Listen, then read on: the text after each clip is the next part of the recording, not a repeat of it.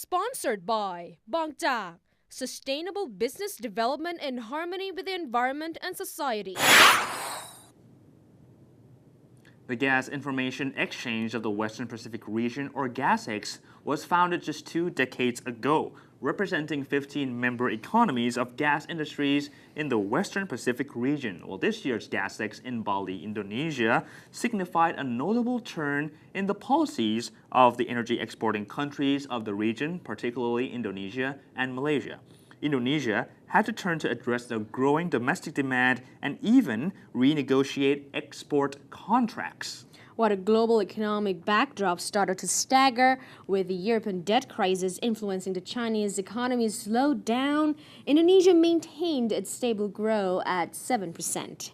And not only that, their middle-class demographics started to increase significantly in the past 5 years, and it then constitutes to the increase in their domestic energy consumption.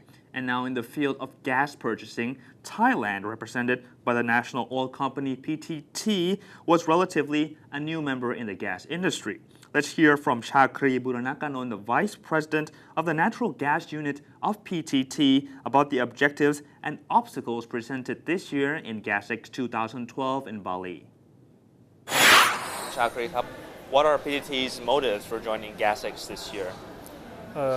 This year, GasX is held in Bali and with Indonesia as the host.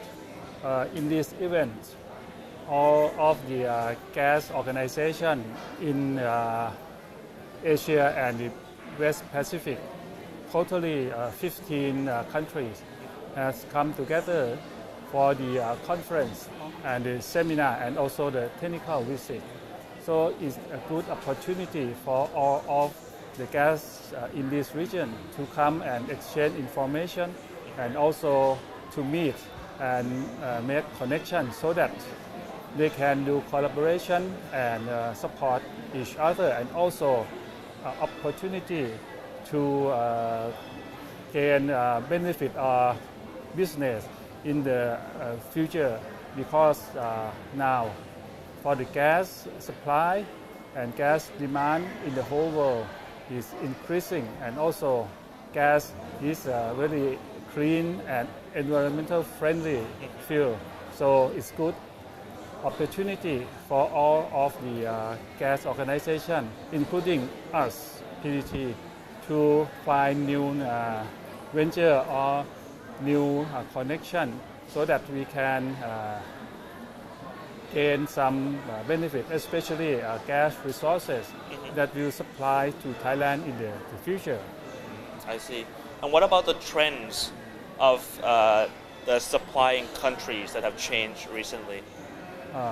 Now, due to the increasing demand on the country that used to export gas, now they have the policy that they try to utilize all those gas supply within the country first, and if they have surplus, then they will export. So it's more difficult for the buyer to find the supplier, but still there are opportunity so that we can understand and also do collaboration, especially for the exploration and for the production of the new gas field to come, so that they'll be able to supply more, but they have to supply it sufficiently in the country first. I think that's quite a straightforward policy. Well, it's not only Indonesia that is following this policy, is that right? I think Malaysia also, and other countries also, but not in the case of Australia, because they have much reserve and have good potential to be the major supplier of LNG in the future. So is PTT aiming Australia as its number one potential market right now? Not quite. We try to look overall for the opportunity. If we have can reach the agreement or can reach the mutual benefit together, then we might come up with the deal that's possible, but that's not limited just to Australia. I see. We're And looking for opportunity. as well as the current situation of the sites that contain gas are less abundant than in the past. Does PTT has any technology to showcase in this event?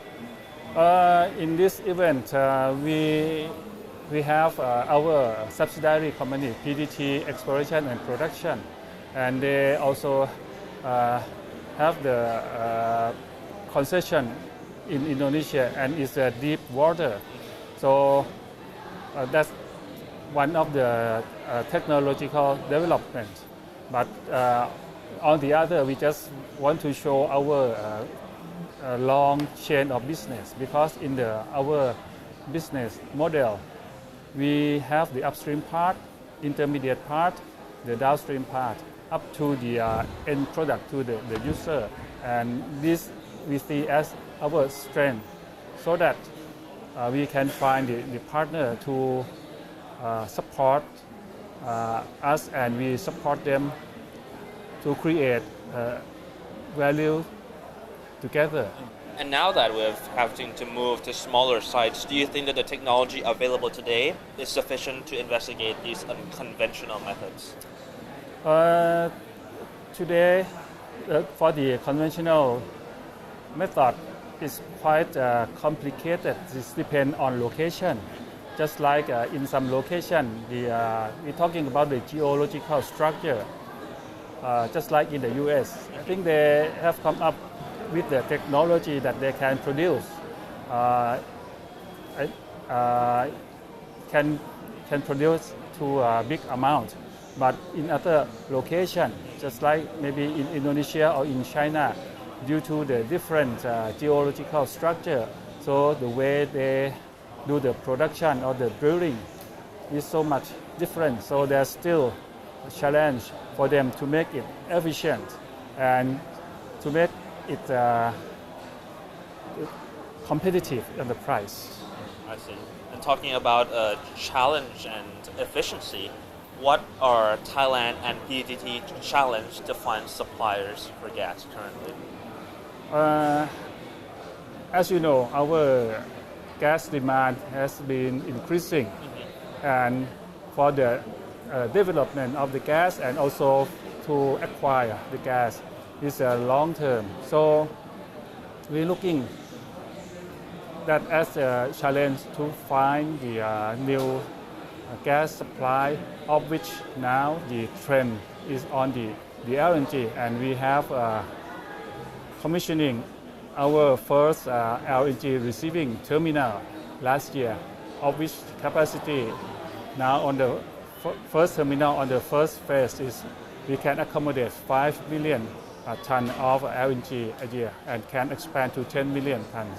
So we will go and take a look all the world, who are the suppliers, who are the potential, and what is the right price for us.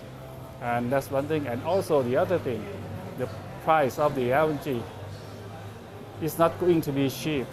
So it might cost more for the user, of which we have to give them the right information so that we will be able to import energy for the use of users in Thailand. So I think that's the two main challenges for us. I see. And I'm looking a bit forward into 2015 when ASEAN integrates. Do you see this trend still prevalent that countries are keeping their natural resources for their domestic uses? I think to be self-sufficient on the energy, I think that's quite a straightforward policy.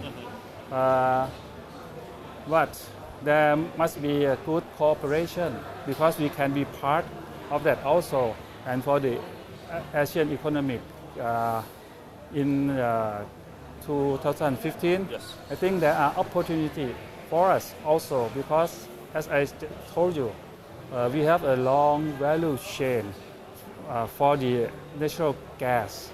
So we be able to support our ASEAN country, and also they could support us. I see that as a good collaboration together for mutual benefit.